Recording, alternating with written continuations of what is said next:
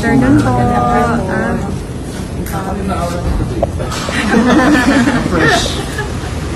Nakatulog ako ng medyo mahaba kagabi. So, thank you. Magbigay lang ako ng update sa inyo sa nangyayari sa taas.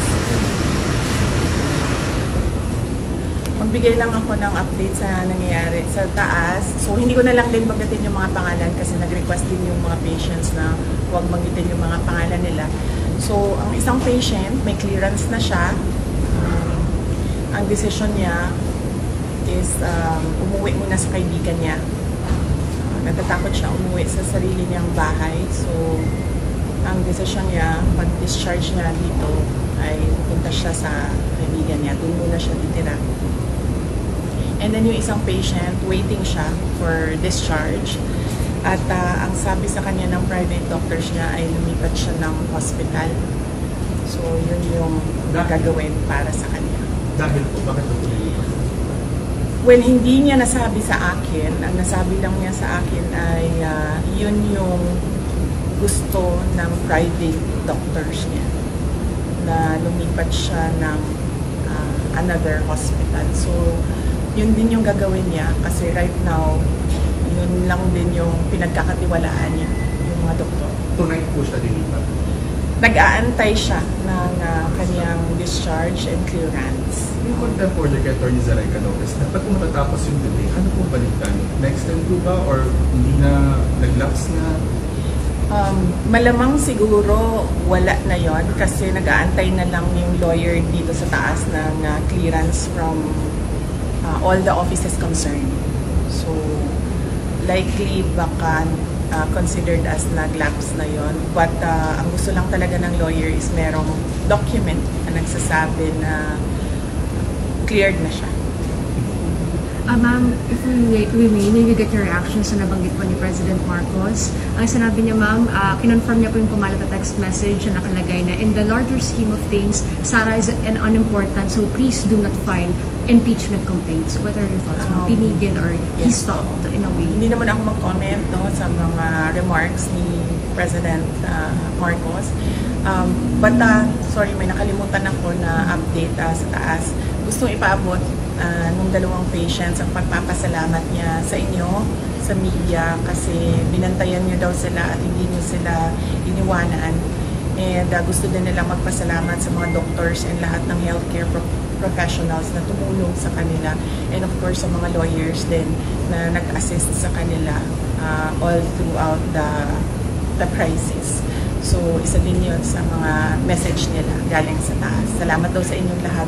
At dahil daw may clearance na, pwede na rin daw, cleared na rin daw kayo from them na umalis or iwanan sila dito. Isa sa kanila lalabas sa public? Sure. Ang isa, nakaalis na. Oo, nakaalis na yung isa. Ang isa na lang yung nag-aantay ng clearance. Possible din po lumabas dito? Possible din po ma-discharge? Well, hopeful sila na merong ganon na mangyayari today.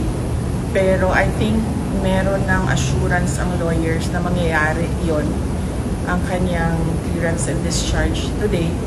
So, nagpapasalamat. Kaya nagpadala na rin siya ng pagpapasalamat dito sa media, sa inyong lahat, sa pagbabantay, pagtulong at pagprotekta sa kanila. Sorry, NBI investigation, December 11. Pupunta po kayo? I'll have to run my schedule day by day kasi nagbabago siya ngayon araw-araw dahil bigla na lang may nangyayari ng mga bagay kaya hindi ko magawa yung schedule ko ng malayo pa. So, we do it day by day sa ngayon, yung schedule. So, hindi ko pa masagot kung pupunta ako sa December 11. Tsaka, ang isang consideration dyan ay sinusunod ko kung ano yung mga sinasabi ng lawyers sa ngayon. So, ano yung sasabihin or ano yung advice ng lawyers, yun yung gagawin ko. How about the Good Government Hearing Committee? Yes, oo. Nag-express kasi yung isa, dalawa, tatlo. Nag-express yung tatlong mga resource persons from the Office of the Vice President that they really feel safer and medyo kumakalma sila nandiyan ako. Ang worry ko lang is right now, wala na kasi kaming chief of staff, affected din yung assistant chief of staff ng office. So ako na lang talaga yung naiwan sa opisina to do everything. And meron ding mga year-end activities ang office. Meron din kami mga Thanksgiving activities. Meron kaming budget utilization review dahil merong mga budget na kapag hindi nagamit, nag-lapse yan by December 31. As well as yung planning for January 1. Kasi bago na yung budget by January 1. And kung nakikita nyo, December na bukas, so we have just 1 month to do all those things. So, yun lang naman yung problem ko.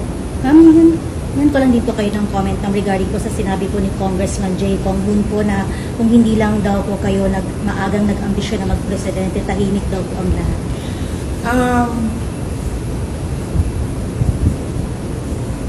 Unang-una, the presidency of 2022 was mine already. Na nanalo na ako sa surveys, lahat ng tao solid na, united na for my candidacy.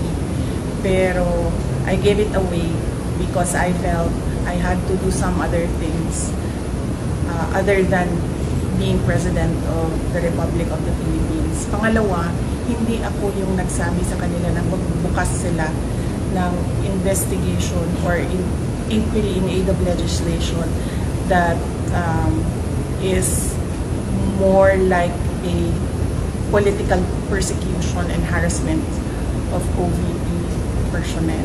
So, wag nila akong i-gaslight into saying na ako ang dahilan ng kaguluhan na ito. Ang kaguluhan na ito ay nagsimula sa sa terrorism nila, sa harassment nila, sa threats nila, sa mga personnel ng Office of the Vice President. Ma'am, clarification lang po, nag-resign na po ba si Attorney Zulay? Hindi pa siya nag-resign, pero nagsabi siya na mag-i-indefinite leave na siya. So, once ma-cleared siya dito, she will file an indefinite leave from the Office of the Vice President. Sabi ng Presidente, never say never kung mag-reconcile kayo ng Will not comment on the remarks of President Marcos sa ngayon. Thank you. Message na lang sa mga supporters sa EDSA Shrine. Yes, oo. Well, nagpapasalamat din kami sa mga supporters namin sa EDSA Shrine. And syempre yung iba pa na kahit hindi namin supporters ay nagpapalabas ng kanilang saloobin sa mga nangyayari ngayon. Dahil nagbabantay din sila sa mga pasyente natin dito sa Veterans Hospital. And nagpapasalamat din kami sa mga tao na nasa labas ng Veterans Hospital na nagbantay din sa mga pasyente. Malaking tulong yon sa akin, yung media, yung mga tao na nagbabantay. Si Senator Bato de la Rosa na hindi talaga niya iniwanan yung mga pasyente. Si Senator Bongo na nag-substitute sa akin dito. Ang laking tulong nun lahat, ninyong lahat sa akin dahil nakakagalaw ako, nagagawa ko pa rin yung mga iba kong kailangan gawin na mga trabaho. Ma'am, bago lang po ma'am. Ma'am, nag-usap na po ba kayo ni Fair RD lately? Thank you, ma'am.